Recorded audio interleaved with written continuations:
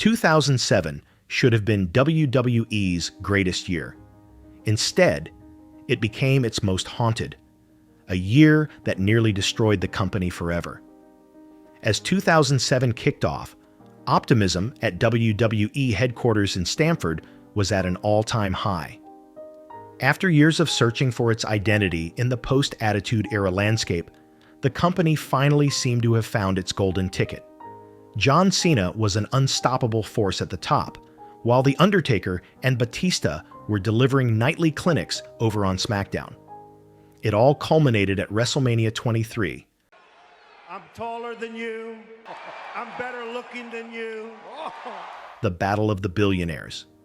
The sight of Donald Trump shaving Vince McMahon's head in the center of the ring wasn't just a pop culture moment. It was a symbol of absolute prosperity. The event shattered pay-per-view records and cemented WWE as a global juggernaut. But nobody knew the truth. That was the final flicker of light before the darkness moved in. What followed wasn't just a creative slump. It was a cascade of real-world tragedies, steroid scandals, and federal investigations that nearly wiped WWE off the map for good. Fast forward to late June 2007. WWE was gearing up for the Vengeance pay-per-view in Houston. One of the most anticipated matches on the card was the technical masterclass of Chris Benoit, taking on the rising star CM Punk. But Benoit never showed up. Behind the scenes, the red flags were everywhere. Bizarre text messages were sent from Benoit's phone to Chavo Guerrero and Scott Armstrong. They mentioned his home address. They mentioned a cryptic note about the dogs being in the enclosed pool area. WWE officials were initially told there was a family emergency involving carbon monoxide poisoning. The atmosphere backstage was heavy with concern. But as they say in this business, the show must go on. Johnny Nitro was subbed in at the last minute to win the ECW championship. By Monday afternoon, the unthinkable was confirmed. The bodies of Chris, his wife Nancy, and their 7-year-old son Daniel were discovered in their Georgia home. WWE made a decision they would regret for the rest of their lives. They canceled the live Raw broadcast and aired a 3-hour tribute to Benoit instead. Superstars wept on camera. They praised him as a dedicated father, as a locker room leader.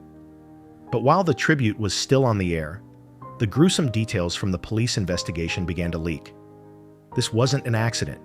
It was a double murder-suicide.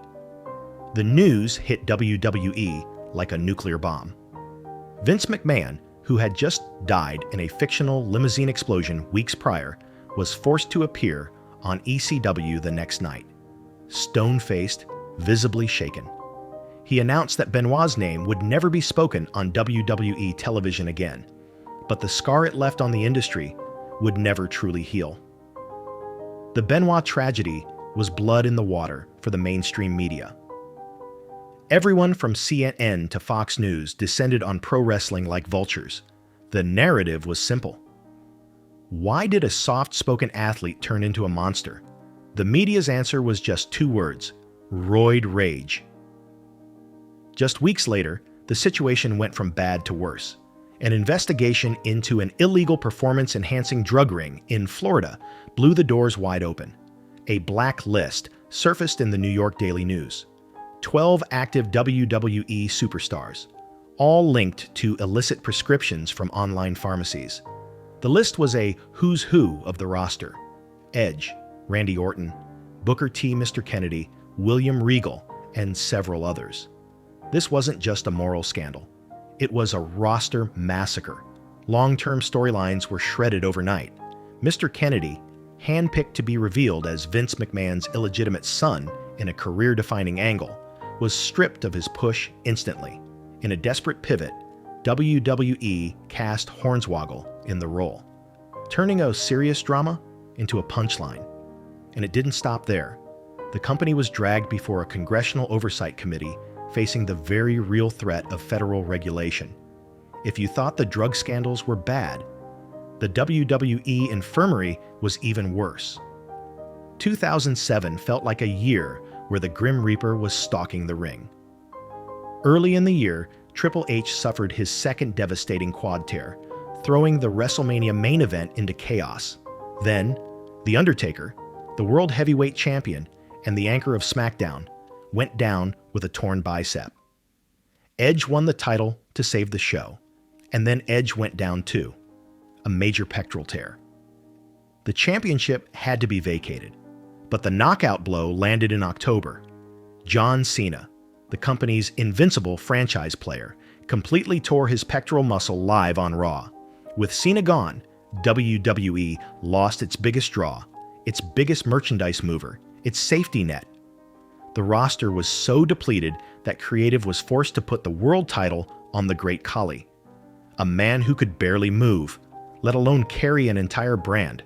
Ratings plummeted, fans tuned out, and desperation hung over every creative meeting. As 2007 finally drew to a close, WWE was no longer the same company. The weight of the losses, including the passing of legends like Bam Bam Bigelow and Sensational Sherry, forced Vince McMahon into a total corporate scrub. Chair shots to the head were banned, a staple of the business for decades, erased overnight. The wellness policy was overhauled. Cardiovascular testing became mandatory. But the biggest shift of all was the move to PG-rated programming. WWE understood something brutal: to survive, to keep sponsors like Mattel and Coca-Cola. They had to abandon the blood and guts identity of the past. Looking back, 2007 was a year of tears, of courtrooms, of existential dread. But without that collapse, the modern, safer wrestling industry might never have existed. WWE walked through the fire to find a new path, even if the price of admission was tragically high. What do you remember most about 2007? Was it the year you started watching, or the year you'd rather forget? Let us know in the comments below. Don't forget to like and subscribe for more deep dives into wrestling history. Thanks for watching.